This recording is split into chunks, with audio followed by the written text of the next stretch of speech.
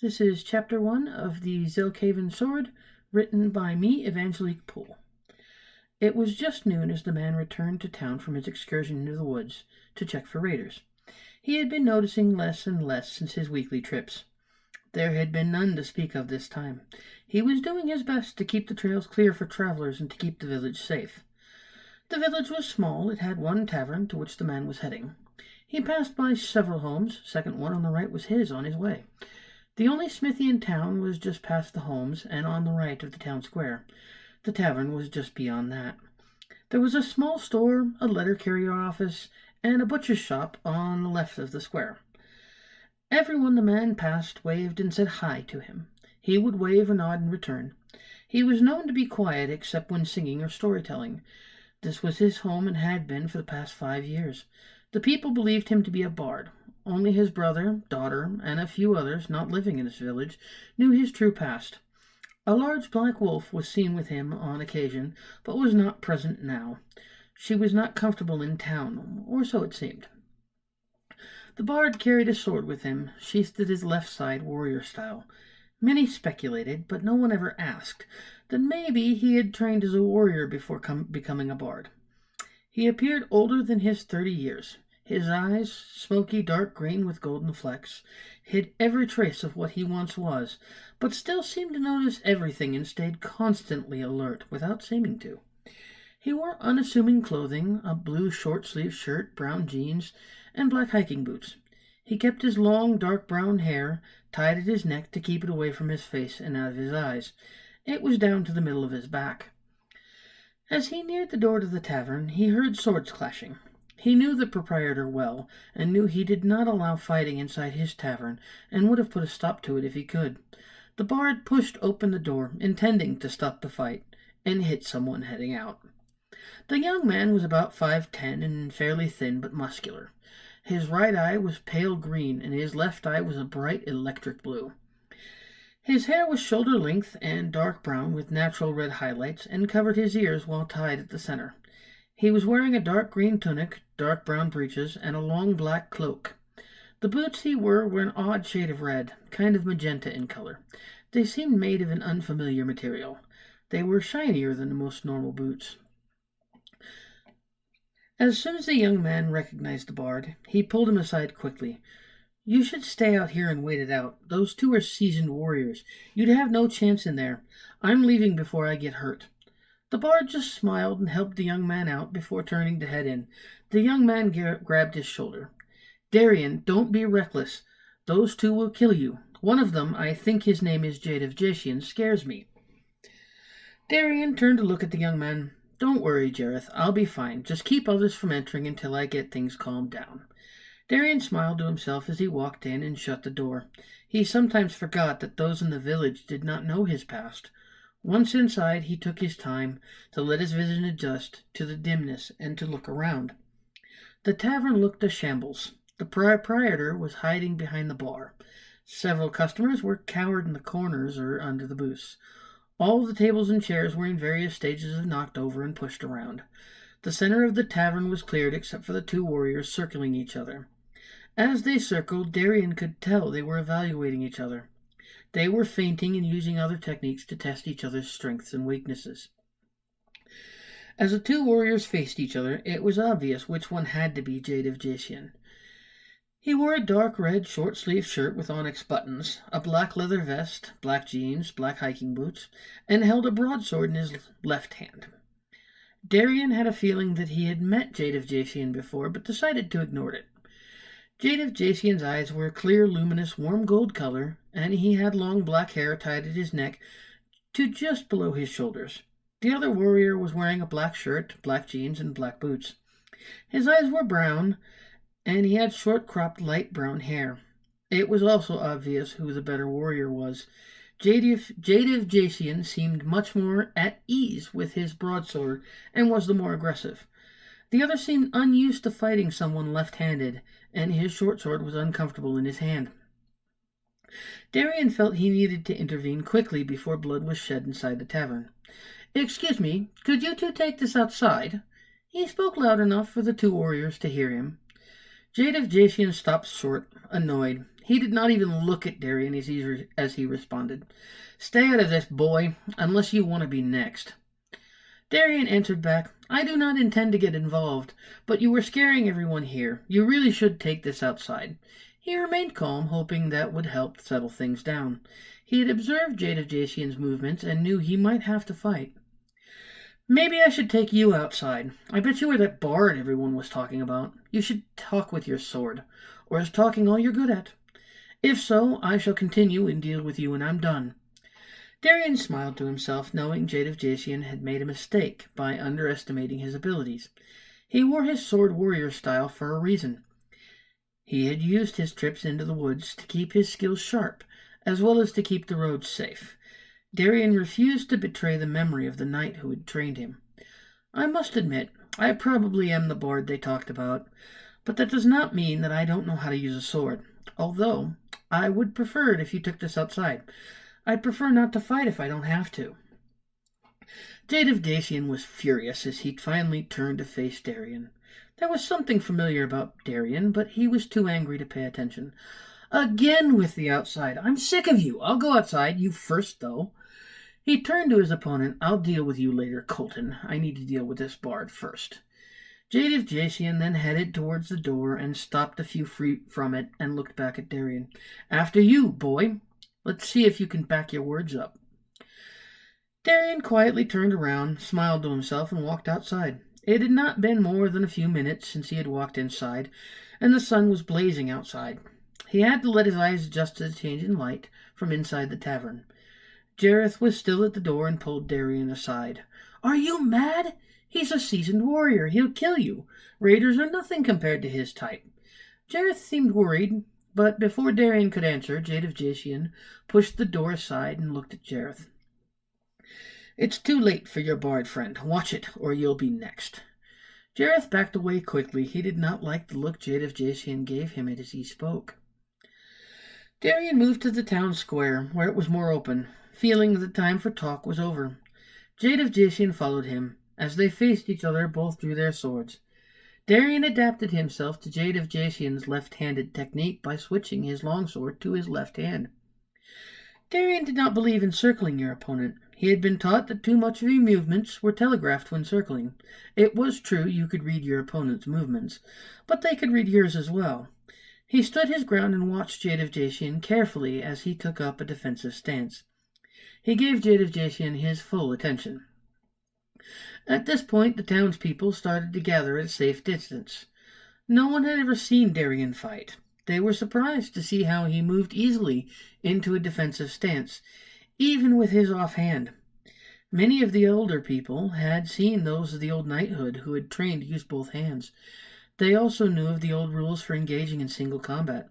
It was well known that they did not circle each other, but they had also heard that all of the old knights and students had been killed about 7 years ago. They had also been told that the school had been burned down along with the nearby village. Few survived the destruction, and none were willing to talk about it. The knights had been a force for balance. They had always kept peace between the light and dark factions. The people of the village looked at Darian differently as the fight moved on. Jade of Jacian was caught off guard by his opponent's defensive stance, but he figured Darian must have been afraid of him. So much for the cocky attitude, he thought to himself.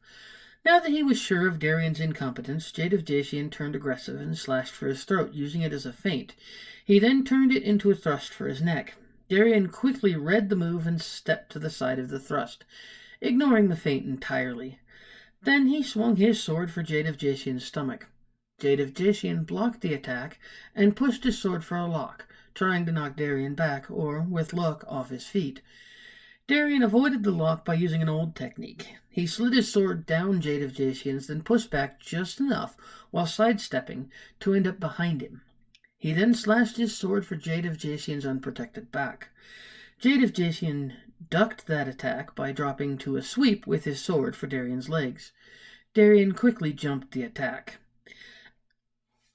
As he was about to strike back, Darian heard someone yell, "There's an army marching on the village." Darian stopped mid-swing to turn towards the yell. All at once there was a sword at his throat. "Next time you make that mistake, I'll not hesitate to kill you." You surprised me today, I'll give you that. Fight for your village. We will see each other again. With that, Jade of Jacian turned and walked away. Darien, still a bit shaken, looked around for the young man who had yelled the warning. Darien knew that 7 years ago he never would have let anything distract him like that.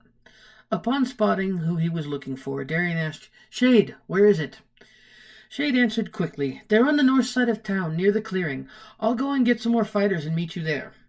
Darien nodded and dashed off to the north side of town to get a look at the army as it entered the clearing and see what was going on. The approaching army appeared to be several robed individuals. All of them were wearing red robes except for one. The tallest was wearing a black robe. Darien could see that they all had curved blades. He couldn't be sure, but they all looked to be about 4 feet tall. This would make the one in black about 5 feet tall. Once the people who could fight were assembled, the black-robed individual walked towards the center of the clearing. Darien assumed this must be their leader, and that he wished to talk. The fighters all looked to Darien to see what he would do. So he walked towards the center of the clearing to talk with the leader of the army to see what was going on, and if he could avoid a battle. The leader bowed to Darien. He was surprised, but bowed back. "I am Rast, leader of my people. We are taking over this town. You may accept it and leave. If you do not, we will take it by force and kill everyone." The leader had an odd accent to his words. Darien knew the people would not leave. This was their home, and his. "We will fight. This is our home." "I thought as much. Then I will look for you on the battlefield." With that, Rast turned and walked back to the army. Darien also returned to the villagers. "What do they want?" someone asked. "They want to take over the village and have us leave," Darien answered. There was an uproar as several people refused to leave. They were as willing as Darien thought they would be to fight for their homes. "I have told them we will fight. This will not be easy. This is not going to be like fighting raiders." Darien then checked to make sure they were ready. He started to make sure that they understood this was not going to be an easy battle. Once the attacking army noticed the readiness of their opponents, they advanced. Darien ordered the fighters to advance as well. As they neared each other, skirmishes broke out. None of the attackers would engage Darien, though. As he would approach, the attacker would back away and move on. Darien noticed Rast watching him. He was surrounded by his guards. Darien cautiously approached the guards, and they moved out of his way. At this point, Darien realized that Rast wished to fight him and had given orders to that point. He decided he needed to be cautious in this fight. Darien stopped a few feet from Rast and held his sword ready, this time in his right hand. Rast pulled his curved blade out and held it ready as well. Darien then noticed that it had a serrated edge. Rast was wearing bandages on his hands, and Darien could not see his face or feet under the hooded robe. He also noticed that Rast was only about 5 feet tall, making him 1.5 feet shorter than Darien, who stood 6'6". Rast attacked quickly, swinging his curved blade for Darien's chest. Already on guard, he blocked the attack and countered with an upward slash for Rast's chest. He blocked and pushed the blade aside, reversed his sword, and slashed for Darien's throat. He stepped back quickly to avoid the attack, then feigned an upward slash for Rast's chest. As Rast moved to block, Darien thrust his sword for Rast's stomach. He sidestepped and swung the hilt of his sword at Darien's chest. Darien was almost able to move out of the way, but was struck on his left shoulder and pushed off balance. He backed off quickly to regain it. Rast quickly advanced after him and slashed at his back. Darien turned around just enough to avoid a serious injury, but was still cut along the back of his left shoulder. He slashed his sword diagonally for Rast's chest. He quickly blocked and thrust through the attack to try and catch Darien off guard. It almost worked. Darien was barely able to sidestep the attack, but had to drop his sword. He quickly stepped back and out of range of Rast's sword. Rast quickly pulled a small dagger from his sleeve and threw it at Darien's chest. He dodged to the side, but was not quick enough, and the dagger sunk into his left shoulder to the bone. Without thinking about it, Darien pulled the dagger out and threw it back at Rast. He easily caught it and put it back in his sleeve. Then he kicked Darien's sword towards him and stood ready. Darien swayed a bit as he picked up his sword, but steadied himself quickly. He couldn't afford any weakness right now. He made a false charge towards Rast. As Rast sidestepped, Darien swung his sword to the side to catch him off balance. It didn't work the way Darien hoped it would. Rast, to avoid the attack, bent backwards, but the movement and sword slash caused his hood to fall around his shoulders as he came back up. Darien stood there, awestruck. Rast had the head structure and fur of a rat, but stood on two legs. To take advantage of Darien's surprise, Rast thrust his sword for Darien's chest. Just then another sword came down to knock his sword away from Darien. "Darien, snap out of it!" Darien shook his head to clear it as he recognized Jareth's voice. Then another robed individual attacked Jareth, and he moved away. It seemed odd that Jareth was not surprised. He decided to think about it later. Darien moved into a defensive stance and watched Rast. Rast rushed forward and slashed for Darien's leg. Darien quickly backed away, caught a little off guard at Rast's speed. Darien was not being careful of his surroundings and got his right foot caught in a hole, and he fell back onto his back, accidentally avoiding another attack for his throat. Rast saw his chance to end the fight and held his sword up to thrust into Darien's chest. Darien saw the danger and quickly thrust his sword up and into Rast's chest before he could bring his sword down. But as Darien's sword pierced the robe, Rast disappeared. Suddenly, cheering went up, and Darien looked dazedly around. The whole army had disappeared when Rast did. Darien slowly sat up and pulled his foot out of the hole he had stepped in. It appeared swollen, but Darien didn't feel any pain.